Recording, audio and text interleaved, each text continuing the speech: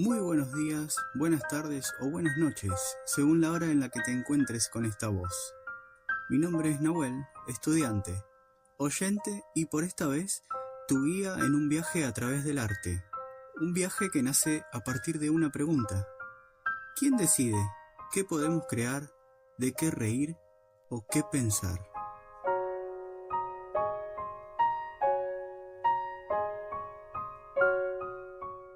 El arte no nació en los museos, nació en la oscuridad de una cueva, entre el fuego, el frío y la respiración compartida.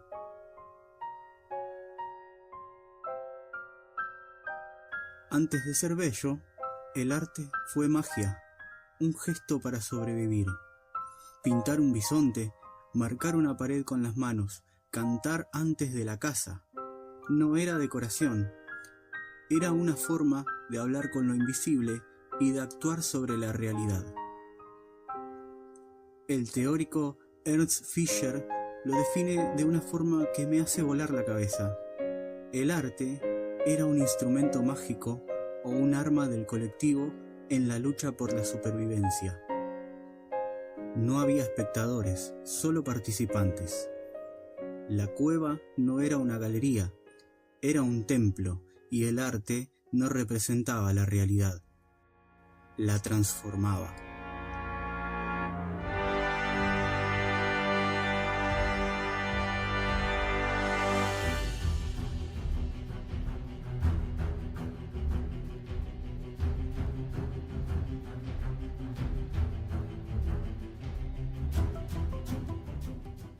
En los comienzos, arte y rito eran lo mismo. Pintar, bailar, cantar, todo servía para proteger al grupo, para unirlo, para hacer presente lo ausente.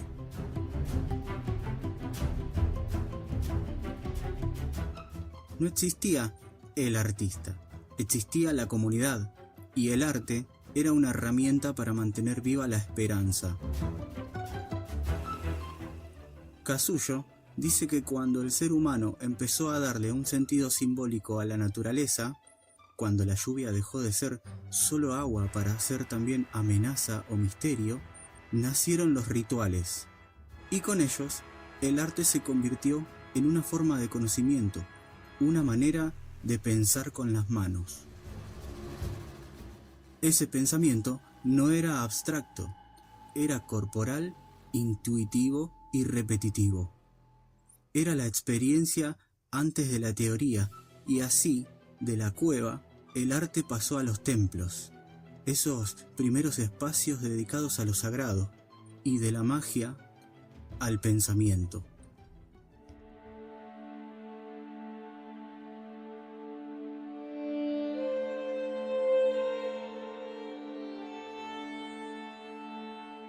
Los griegos llamaron técne a la capacidad de hacer con conocimiento.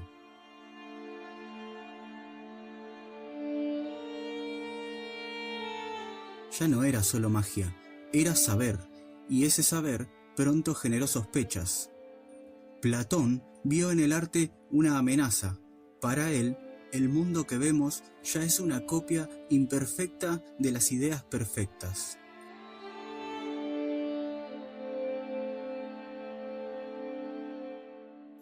¿Y el arte?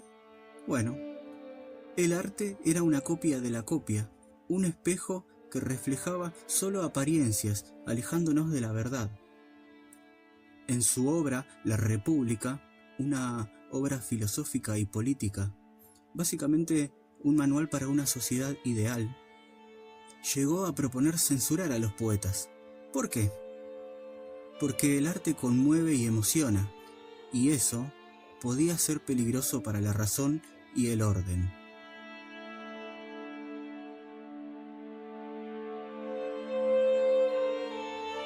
Pero no todos pensaban igual.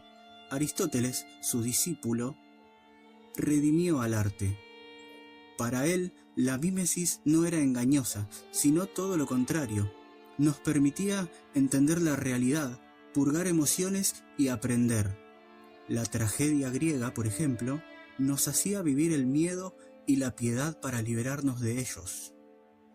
Eso es lo que denominamos catarsis, una purificación que nos transforma. El arte ya no era un ritual mágico, sino un camino de conocimiento. Así pasó de la cueva al teatro, del hechizo a la palabra.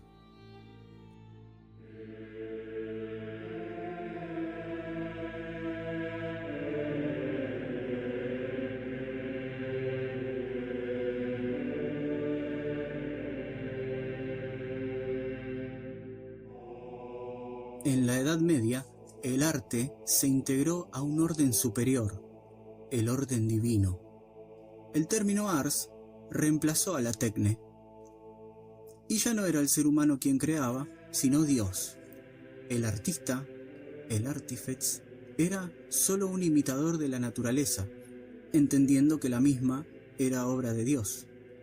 Como explica Eco, el arte imita a la naturaleza en su operación.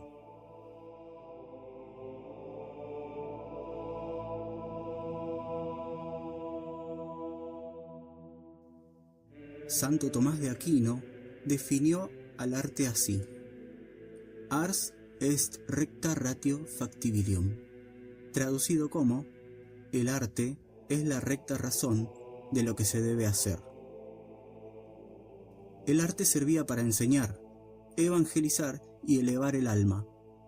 Era la Biblia de los pobres, la Biblia de quienes no podían leer los textos sagrados, vitrales, frescos y esculturas. Todo era un lenguaje visual al servicio de la fe.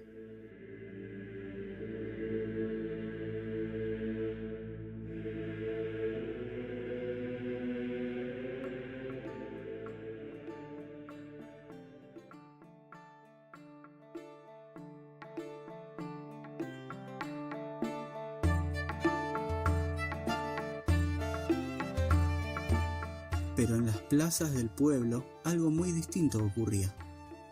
Mientras la iglesia hablaba de salvación, el pueblo reía.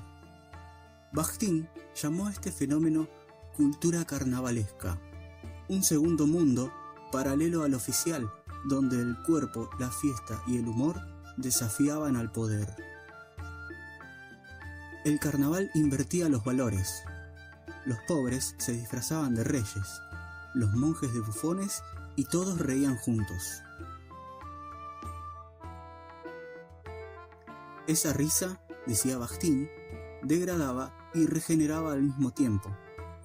Era una forma de libertad. Para entender esta lucha entre poder y risa, me viene a la mente El nombre de la rosa, esa película donde un monje investigador llega a una abadía medieval y descubre que los crímenes que investiga giran alrededor de un libro prohibido sobre la comedia.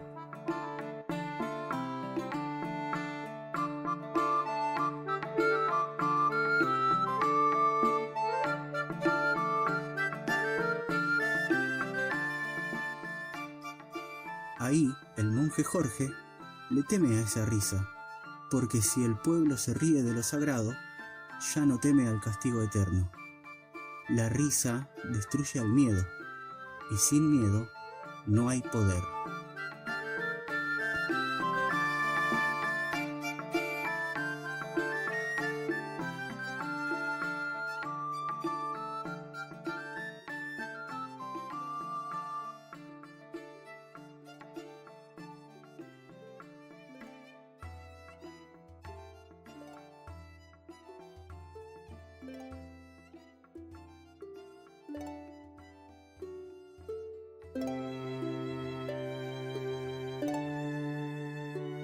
Con el tiempo, el arte se alejó de lo colectivo y comenzó a mirarse a sí mismo. Llegamos a la segunda mitad del siglo XVIII, con el estilo rococó decorando los salones de la aristocracia europea.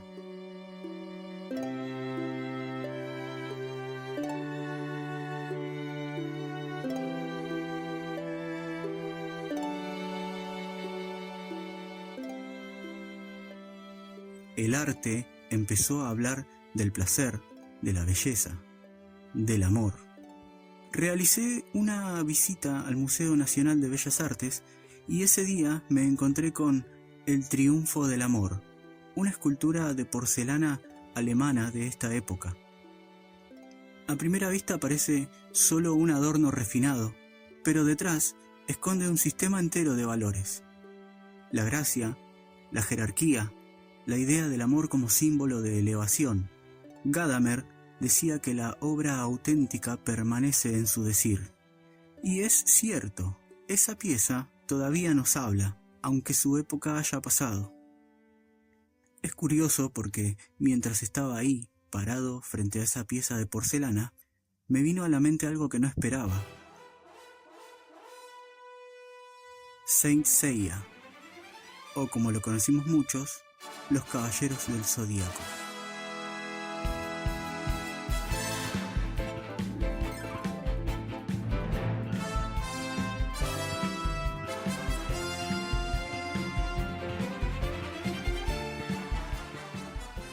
Para quienes no la conozcan, es una serie de animación japonesa de los 80 sobre unos guerreros que defienden a la Tierra bajo el ala de la diosa Atenea, vestidos con armaduras inspiradas en constelaciones. Suena loco, ¿no? ¿Qué tendría que ver esto con una escultura del 1700? Pero ahí estaba yo, viendo el mismo viaje de superación en dos lenguajes completamente distintos. Mientras el rococó mostraba el amor como una fuerza que nos eleva hacia lo divino, en Saint Seiya los protagonistas encuentran su poder cuando luchan por proteger a quienes aman. Las diferentes escenas donde los caballeros derrotados se levantan contra todo pronóstico, heridos pero con el cosmos ardiendo, no son tan lejanas al amor que corona el obelisco en El triunfo del amor. Ambas son alegorías de que hay algo más grande que nos impulsa a seguir. Ahí entendí algo increíble. El arte no tiene fronteras de época o formato. Una porcelana alemana y un anime japonés pueden estar hablando de lo mismo con siglos de diferencia. Pero si el rococó era la voz oficial, ¿dónde estaba la contracara?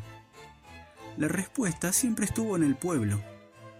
Mientras la aristocracia ostentaba su poder con porcelana de alta calidad, abajo, en la calle, se mantenía viva la tradición más antigua y poderosa, la de reírse del poder. Y esa tradición no murió, cruzó siglos y llegó a nuestros escenarios. Sus herederos naturales son, a mi parecer, Lelutier.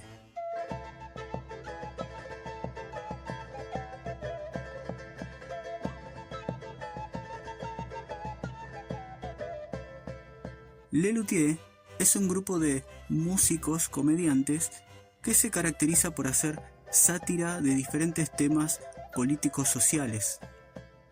Utilizan instrumentos no convencionales, en general construidos por ellos mismos, de ahí lo de luthier, y, por sobre todas las cosas, hacen un uso estupendo del lenguaje, con juegos de palabras muy ingeniosos en sus obras. Súper recomendable si alguien quiere echarle un vistazo. En su sketch La Comisión no hay ángeles ni dioses. Hay burócratas que, seamos honestos, son completamente incompetentes y se los critica en clave de humor. Es la misma inversión de valores del carnaval medieval, pero aplicada al lenguaje absurdo del poder moderno. Gadamer nos ayuda a entender por qué la comisión trasciende su época. Ese absurdo burocrático que ridiculizan nos resulta terriblemente familiar y por eso nos sigue interpelando, como si el tiempo no hubiera pasado. Su decir permanece. Es ese mismo poder de interpelación, esa misma capacidad de conmovernos o hacernos pensar a través de la emoción, la que nos lleva de la risa inteligente a la emoción más profunda. Porque el arte no solo nos hace reír del poder, también nos habla de lo que nos hace humanos. Y para encontrarlo, no hace falta ir a un museo.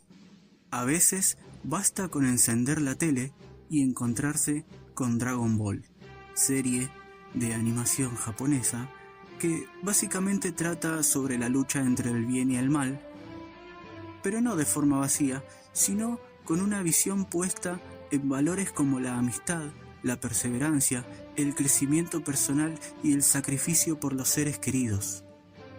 Hay una escena en particular que quiero mencionar que está cargada de emotividad, y esta es el reencuentro de Goku, protagonista de la serie, con su abuelo fallecido.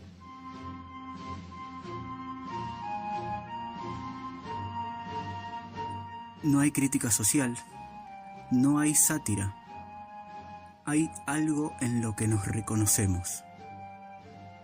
Gadamer diría que la obra declara un descubrimiento en nosotros, revela verdades sobre el amor, la pérdida, los vínculos, que estaban ahí, esperando que el arte las nombrara. Así, desde la risa inteligente de Lelutier hasta la emoción de Dragon Ball, el arte sigue cumpliendo esa función que Gadamer identificó: habitar un presente intemporal donde sigue diciéndonos algo nuevo.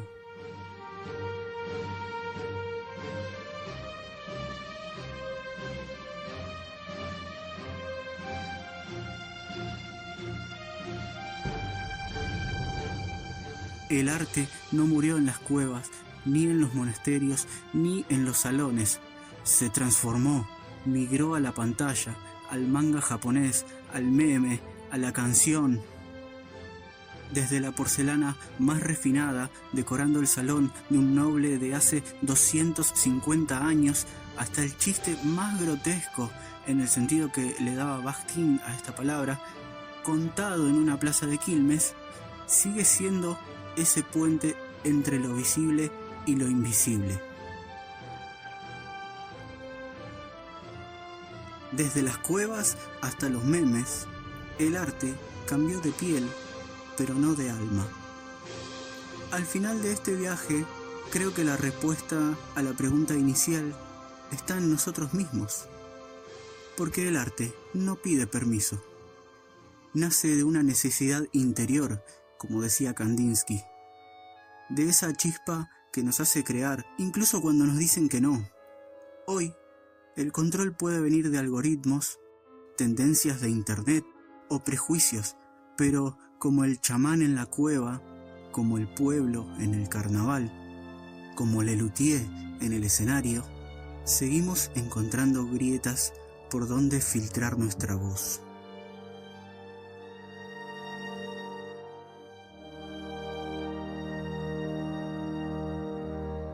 Por eso, cuando miro hacia atrás, entiendo que estas voces prohibidas nunca dejaron de sonar.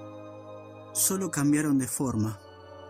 Del arte controlado siempre surgió el arte liberado. ¿Quién decide qué podemos crear, de qué reír o qué pensar? En última instancia, nosotros, cuando elegimos no callar.